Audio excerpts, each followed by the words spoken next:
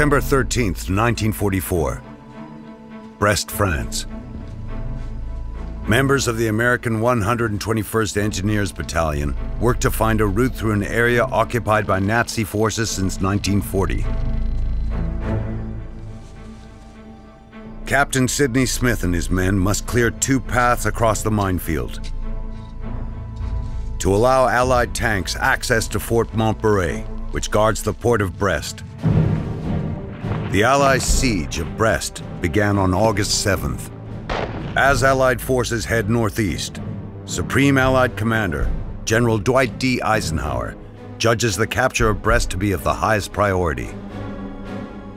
There's a spectacular breakout from the Normandy beachhead.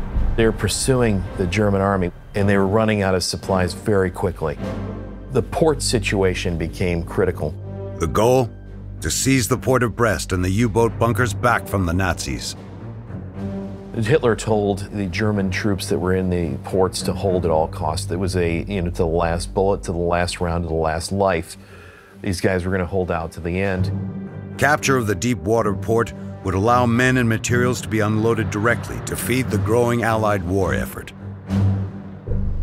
Fort Montbarret is one of the last German strongholds outside Brest, but it is protected by Nazi minefields.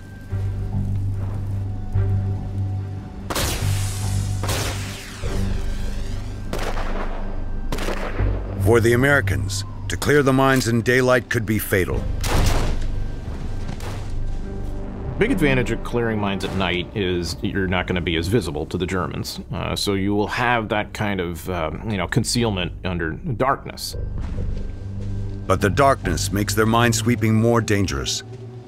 It also makes for a more confusing situation. It's easier to get lost. They're using these metal detectors, and of course the ground is just inundated with all this stuff. So at night, how are you really going to tell the difference? Metal is metal is metal down there, and you're going by feel and touch rather than sight.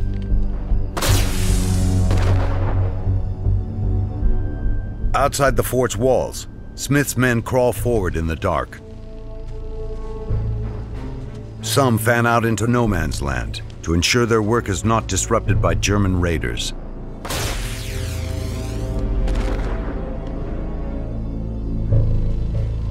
The others work in groups of 3, armed only with metal detectors, engineer's tape, explosives, and digging tools. While one sweeps, another marks off the safe path. The unlucky third probes.